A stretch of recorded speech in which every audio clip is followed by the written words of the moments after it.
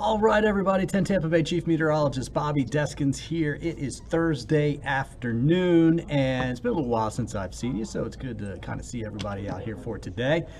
Let's start and look back. I want to look back at the heat that we saw over winter, if you will. It's not the official winter that you may know of. It's meteorological winter, which is the months of December, January, and February. So as February ended the other day, so did meteorological winter. We're now into meteorological spring, which is, of course, March, April, and May. But let's just look at February on a whole. I mean, 24 out of 28 days were above average. The average, when you take the high and the low each day and you average that number, and then you average that out for the month, it's 5.5 degrees warmer. That is warm. Third warmest February on record. So yeah, you know it was warm, but that's pretty warm. If you look at meteorological winter, including December, January, and February, we were pretty warm too. We were about the 8th warmest. If you noticed, 1, 2, 3, 4, 5. 5 of those 8 are basically 2016 and newer, right? And then you look at the other top 8, and they're all back in the late 30s and up to the late 40s. Kind of Dust Bowl area right there. So kind of interesting as far as the heat goes. Meteorological spring started 2 days ago. What's today? The 2nd? Today is the 2nd. Started yesterday. The average high is now 76 degrees in Tampa. Look what happens by the end of the month into April. The average high is 80. Mind you, we've been in the low 80s last couple weeks. I mean, I have to go back a long way and look. Generally, last couple weeks at least. But the other thing to notice here is look at the end of spring, like May 15th through the 31st. Look at that high temperature average. Ugh. Upper 80s to near 90 degrees. Great for the beach, that type of thing. But look, the beach water is already at 76 degrees. And the other thing to point out here, too, is the official rainy season date for Tampa says it begins on May 25th. Now, it's not going to exactly begin on that date, but that's on average. We start to see the conditions come together that give us more those afternoon showers and storms popping up. May 15th is for Miami, so we're getting into the rainy season there. Now, some numbers came out for basically spring, and this is going back to 1970 for the Tampa area. We're on average 4 degrees above average temperatures each day, and February was 5.5 on the average daily high and low. So we're kind of running right there, and you see how much it's warmed over that period. When you look at spring days, of those 3 months, a third of those basically are warmer than average. And so you have some cool downs, you have a lot of averages, but you got a lot of those. And then you can see just for the country itself, taking those numbers I just showed you and kind of applying it to everywhere. You can see the desert Southwest is actually seeing more warming than anything else. But yeah, things continue to warm up, and because of that, we actually are seeing allergy seasons like start earlier because it's warmer. Things start springing, they start budding earlier. And allergy for us, of course, has been on the high side. February, March, and even part of April are very high for us.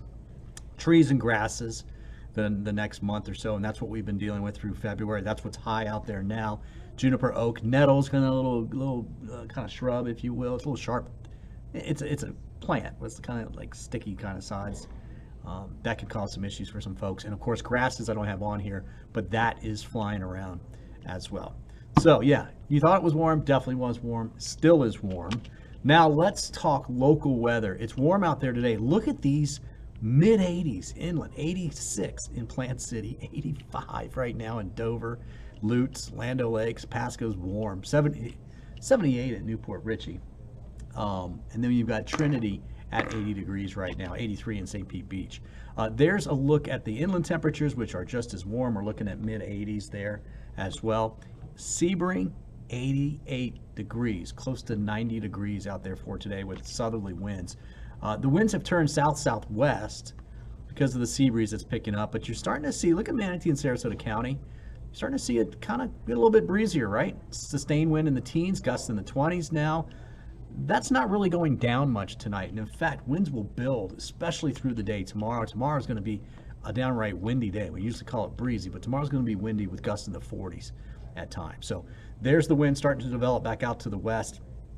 What's happening is a low pressure system is developing over North Texas, Oklahoma, moving east and then eventually northeast. And as that deepens, as that low gets stronger, deeper, the winds around that system will increase. And that's just going to blow a ton of wind in our direction.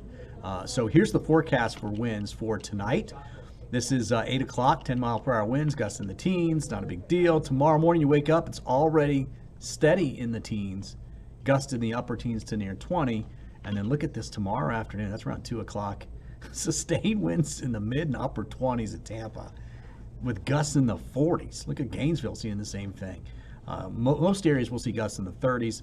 Those higher numbers, gusts in the 40s, will be right along the immediate coast. Now, I do need to point out, and I hate to do it, but there is we've got red tide from the mouth of the bay all the way down here, okay? If you've got wind coming in like this, it's going to blow those water parcels to the north.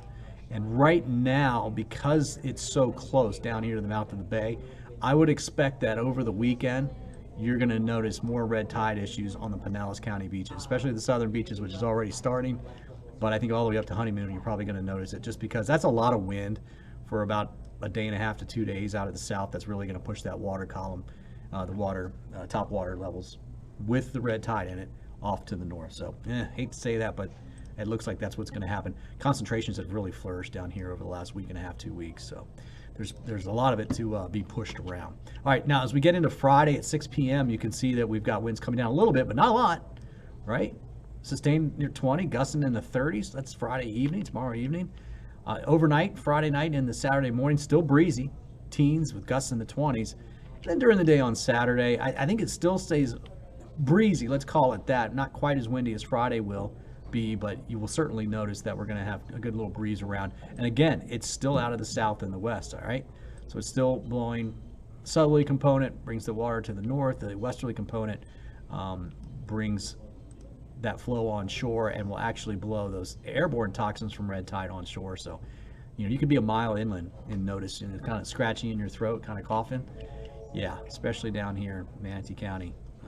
And into Sarasota as well. So keep that in mind for the upcoming weekend. Now, Sunday, wind goes away. Very light, very nice day out there Sunday as far as the winds go. Now, let's talk rain. Nothing out there right now.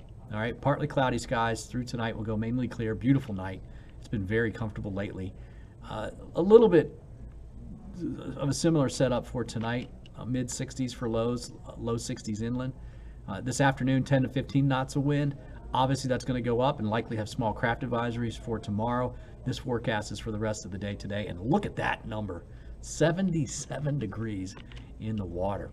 All right, so here's the wake-up temps for your Friday. You see the low 60s inland, upper 60s along the coast. Now, that's because of the onshore wind.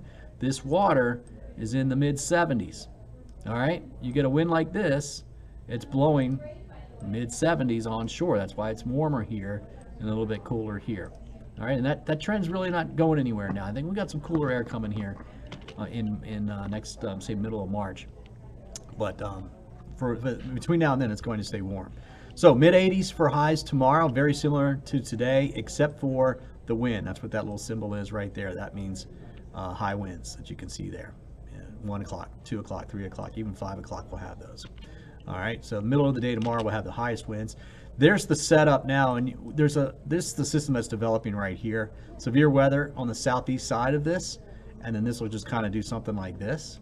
So the Storm Prediction Center is looking at Dallas and over towards southwestern Arkansas tonight. It could be, in fact, it probably will be a rather big breakout there. Tomorrow, it's moved the core of this a little further to the north, but it's decreasing the chances from moderate down to enhanced, especially in Tennessee and Kentucky. And really doesn't do anything for us. I mean, if you look at us by Saturday with the frontal boundary kind of stalled out here, that says you could see a thunderstorm there. I think we could, but I'm not expecting much rain at all. So here's what that looks like. This is Saturday morning at 7 o'clock. You see a couple of showers. It's Citrus County. I mean, Citrus County, you have the best chance of seeing anything out of any of this. But it's kind of scattered. Then as we go towards 10:30 in the morning on Saturday, here you go, a couple showers up towards Levy County. Looking fine. Bay Area, Bradenton, Sarasota. Isolated shower. I put 20% on Saturday, 30% on Sunday, and on Monday. So there's Sunday morning at 5 o'clock. I think the chance for rain Sunday afternoon is going to be inland, and well, just away from the coast. Let's put it that way. But it will be mainly in the afternoon. There could be an isolated sprinkle in the morning, but mainly in the afternoon. Here's Sunday morning, and the European model, look at that. It's got a little bit more rain. But watch as we go to the afternoon hours. It's 9 o'clock. you can see late afternoon, early evening hours, it's kind of come back in here. Let me back this up a little bit. See that kind of filling in right there? 4 o'clock Sunday, and then kind of pushes inland and south. We've got a little bit more of an easterly wind that day, a northeast wind as well.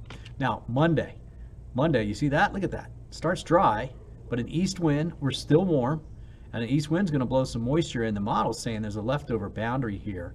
That looks really rainy to me. I don't think it's that rainy on Monday, but I do think it's worth going 30% chance for rain for Monday as far as that's concerned. So here's what the European model at least looks like for rain coverage. Again, I know this, it will look like you should have 30 here, but I think the best chance for rain is up here. For Tampa, it's only about 20%. Slightly better chance than 20% just because it's the center of it's down here. And then there's your Monday time frame. I'm still sticking with 30, but you can see that chance for rain's there. Tuesday, I think we stay dry, although I have to watch a few clouds. Not a big deal there. All right, when's the cold air, cool air? We're not getting cold air this time of the year, but when we get the cool air, I want to say it looks like it's a week from today, but it's probably Friday, Saturday time frame. This has been fluctuating the last couple of days. It's been getting pushed back towards days 9, 8, 9, and 10. Okay, but there are some indications with both our global models, like the European and the GFS, that there will be some cooler air coming by the time we get towards. I haven't even looked at this. By the time we get towards the middle of the month. So let's go out here. You see that trough there by the 10th? That will allow some cooler air down. This is the trough that I'm talking about. It's this dip that you see here. And let me see, there's a little bit, kind of warm, still kind of warm, and then you got to have that trough to cool us off. So 10th, 11th, 12th of the month should cool us down just a little bit. Dew points. This is one way you know what the humidity is going to be like. It's trying to show a drop off on the back end here. This is only going out 7 days. But they're not going to change too much here over the next couple of days. All right, next thing up, 7-day forecast. That's it, guys. I think for the most part, it's a warm, extended forecast. Windy is the key word for tonight and tomorrow, especially tomorrow. There'll be a little bit of fog in the morning, but not a lot. The wind tends to mix the atmosphere up and you don't get as much fog, but we will watch for a little bit of that. And then the wind's gradually coming down during the day on Saturday. Saturday will introduce a small rain chance up north. Sunday and Monday, again, I went 30%. We'll see. I'm not expecting a lot. We've been so dry, and usually when you're dry, it's, drought begets drought. It's kind of hard to get it to rain, and especially with the system which is kind of falling apart. There's not a big push of cool, dry air with the warm, moist air ahead of it making lift and making showers and storms. It's just not, we don't have those dynamics quite that much. Speaking of drought, and then I'll let you go. These numbers just were updated yesterday. These are the Florida drought numbers, and basically, you know what? These were updated today. Let me get this number for you here. I want to read those percentages because it has changed. So last week at this time, the total percent area of the state that had the yellow in it was about 51%. Now it's only about 20%, but what's happened is the moderate drought category has gone from 30% to 66%. So that means better than half of the state is under a moderate drought now. Now what happens tomorrow when you get the winds, everybody's getting wind, right? It's been really dry over on the East Coast. So right now they have a fire weather watch for this area, kind of right in here, if you will. Right in this area in here. Melbourne, Orlando, those areas. Not quite in our neck of the woods. But what this means is that if a fire gets started, it's been warm, it's been dry. We've had freezes earlier in the year, so it's killed some vegetation. So there's stuff there to burn, right? And we may even get what's called a red flag warning, which means low humidity, high winds, and a lot of fuel, a lot of dead stuff to burn, right? Vegetation. So that may be issued there. We'll have to watch our area for it. But look, you don't need to have a red flag warning or even a fire weather watch to know. Let's be careful with any kind of outdoor burning. Just not recommended over the next couple of days with this wind, okay? Because with the wind, things can get blown out of proportion very, very quickly, and wildfires can really get started. And this year, it looks like we'll it looks to be drier than what we've seen over the last couple of years, almost already drier. And I think it's going to get a little bit worse before it gets better. So we definitely want to kind of practice all those things we're supposed to do for keeping ourselves and our property safe from wildfires. Okay, guys, that's it. I hope you have a great rest of your Thursday afternoon out there. We'll be here at 5 o'clock on 10 Tampa Bay. Don't forget to follow me on my Facebook page and my YouTube page, Bobby Deskins Weather is what you want to search there. And Natalie Ferrari's here. She'll be in at 6. And we're going to shoot. We're going to give that weekend forecast, give you a look at it. All right, guys.